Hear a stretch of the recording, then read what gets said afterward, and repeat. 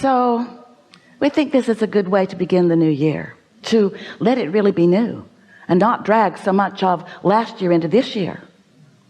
So we are eager to talk with you about you creating your own reality, and we want to awaken within you your realization of your vibrational contribution to every moment in time.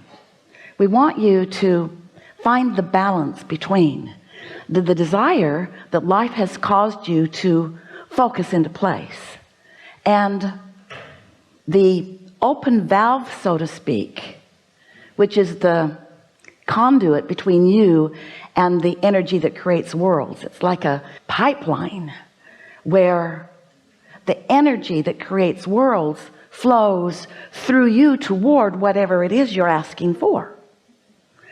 And the balance of your asking and your allowing of that energy to flow is really an important thing for you to consider.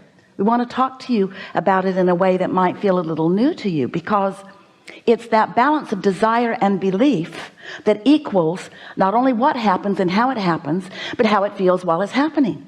In other words, everything that you feel, all of the emotions that you live, in other words, what your life feels like to you and what your life looks like as it unfolds, is all about the factors, these simple factors of what life has caused you to ask for now, and how open you are about letting it flow.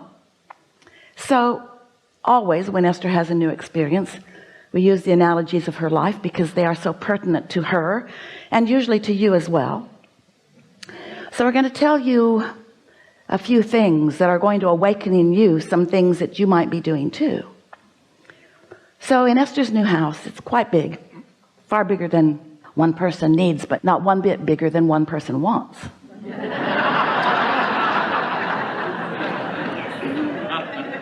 So here it is, and now it's the day that a photography company is coming to take a picture of the award-winning pool. It has a fire feature. Push a button and fire happens. Esther was very eager. She had not seen the fire yet. She was standing inside. She took her place inside her living room, looking out across the pool. And when the fire came on, it was beautiful, but it made a sound in the attic, a sort of howling sound. Well, when something howls, there's usually something wrong. So she went outside and she said, might want to turn that off. I think the house is going to blow up. I don't know what's happening, but maybe somebody wants to go up in the attic and see. So someone went up in the attic and the gas line was straining. It was obvious. Well, that was not pleasing. And so the contractor came, a lot of people came, and began speculating what was going on. But the general consensus was there was not enough gas going to that fire feature. It wanted more than the pipeline could provide. So it was asking for more. So Esther is just thinking, you guys are stupid. You should have thought that through. There are calculations. This many things needs this much gas, and those pipelines need to be this big, and so forth. She tried to be nice, and mostly was, as they explained to her, there were only a few interior walls that would have to be removed. And Esther explained to them there were going to be no interior walls removed. Tear out the outside of the house, but don't mess with the inside of the house. And then she decided to just cool her jets, because she could feel that she was going off the deep end and that no good was going to come from her involvement in this. And now it's right before the holidays. Nobody wants to do anything anyway. And so Esther just decides to chill and let the universe take care of it. Those were her empty, hollow words that she was speaking to them. So then she's enjoying her house. Everything else works as long as she doesn't turn on the fire. or the pool heater, or the outside fireplace. Just a few things. Everything inside is working. So then the next day, or the day after the next day, she's standing in her living room, and she has really a strong impulse to step out into the front yard. And as she does, she hears a strange sound, not so different from the sound that she'd heard before, except it's outside rather than inside. And so she stood there and realized that it had something to do with the sprinkling system, the underground system. She stood there long enough that that zone turned off, and when the zone turned off, the sound went away. It wasn't a sound of water running. It was a sound of something straining. It was a sound of something odd. It was a sound of something going wrong. So she called and left a message, and then didn't worry about it. It's winter. Nothing really needs water out there anyway. Something to think about later, though. And then a day or two later, a man came to teach her pool school. He's going to show her how all the buttons work, and he's a lovely man, and she learned about her new swimming pool. And as he was getting ready to leave, he said, "Oh, I noticed that you have a broken sprinkler down on the back of the property." And Esther looked down, and sure enough, there was water bubbling up out of the ground. So she called the landscaper, who was in the area and was there in 2 minutes, who called the sprinkling company, who was also in the area and was there in 5 minutes. And so within 7 or 8 minutes, there were people there to deal with this broken sprinkler. Turned out the sprinkler wasn't broken. It's just downhill, and the system had just turned off, and water was just draining out of that. But now they're there. And so Esther says, "Oh, I have a question for you. Can you turn on whatever zone makes something happen out here in the front?" And so they did, and that sound came. And Esther said, "Does that sound normal to you?" And they said no. And so they were there for a while and figured out that someone had wired 2 zones together so that when either zone was calling for water, both zones were calling for water, and there wasn't enough water for both zones. And so the demand was greater than the supply. You getting a theme here? The demand is greater than the supply. What does that mean to you in terms of creating? Well, it meant something to Esther. I have desires that my open valve isn't supplying, which means my valve is not as open as I think that it is. I'm asking for more than I'm letting come through. I've got beliefs that are blocking my own desires. That was a shocking thing for Esther to hear. She didn't want to admit it. She didn't want to own that. She doesn't want to have a desire that's stronger than her ability to supply it, because she knows the supply is always there and no one is holding back from her supply. She just might have the valve pinched off with some belief that it needs to be harder than it needs to be. You see what we're getting at?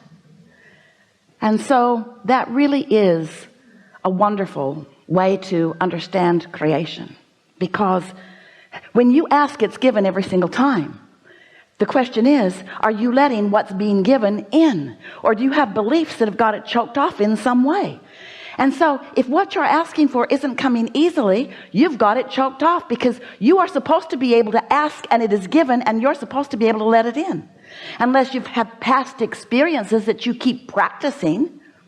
Esther believes that construction is wonderful but difficult. Esther believes that people mean well but don't always know what they're doing. And she's got so much evidence to prove it.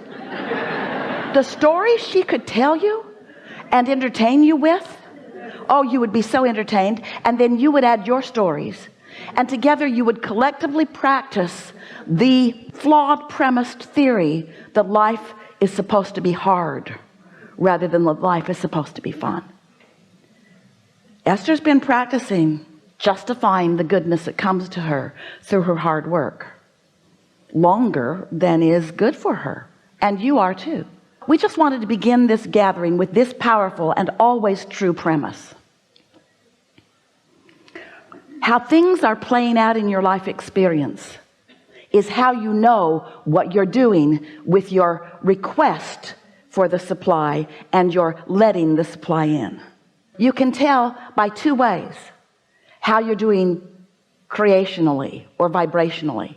You can tell by the way you feel, which you sort of get used to feeling the way you feel, so you don't know you're even feeling it. When you feel valiant, what's that emotion? Valiant. What is it? Is that a positive emotion or a negative emotion?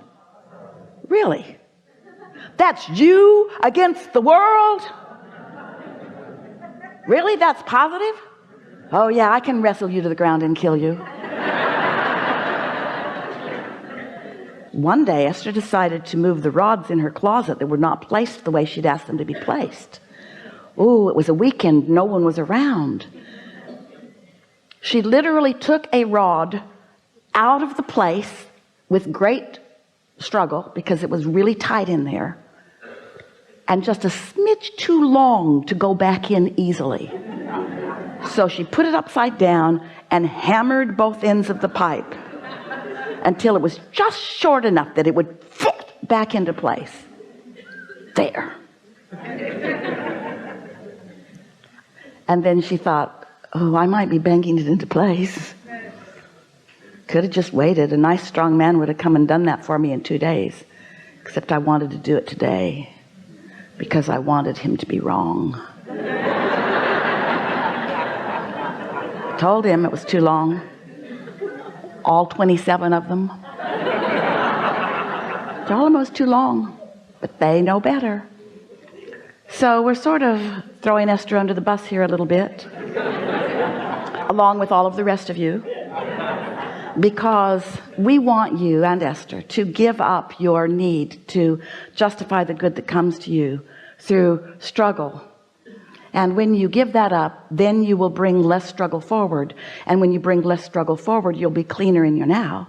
And when you're cleaner in your now, then things will unfold more easily for you. And so today, let's just talk about your desire, which is your demand.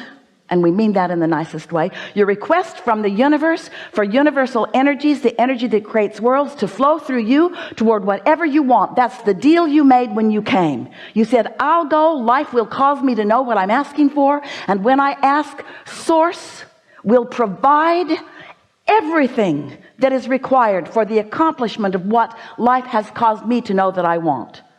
That's how it is. And then there's one more little thing. In other words, that's step one. And that's step two. You ask, Source supplies. Then there's step three.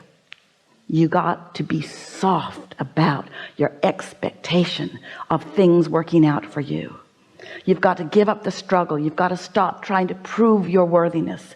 You've got to stop comparing yourself to any others. You've got to let the competitive feeling go. You've got to accept your blessedness and just let proof of your blessedness flow to you and through you with ease and flow. And much of the world is not going to understand how blessed you are, because they're going to be standing in a place of not feeling quite so blessed. And people who don't feel blessed resent those who appear to be. But just because they haven't figured out how to get their valve opened doesn't mean you should pinch yours off so that they feel better.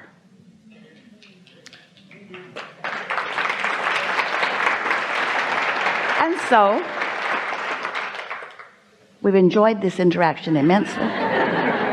We're eager to talk with you about whatever it is you want to talk about. We want you to know that Esther is living happily ever after, and that we appreciate all of her fine-tuning, and we like how willing she is to get out there and live life, and how willing she is to ask for more energy than she can accommodate, and then see the results of that imbalance and then do something about it. That's the dance that you're all playing. It's the balance between desire and belief, desire and belief, desire and expectation, asking for it and letting it flow.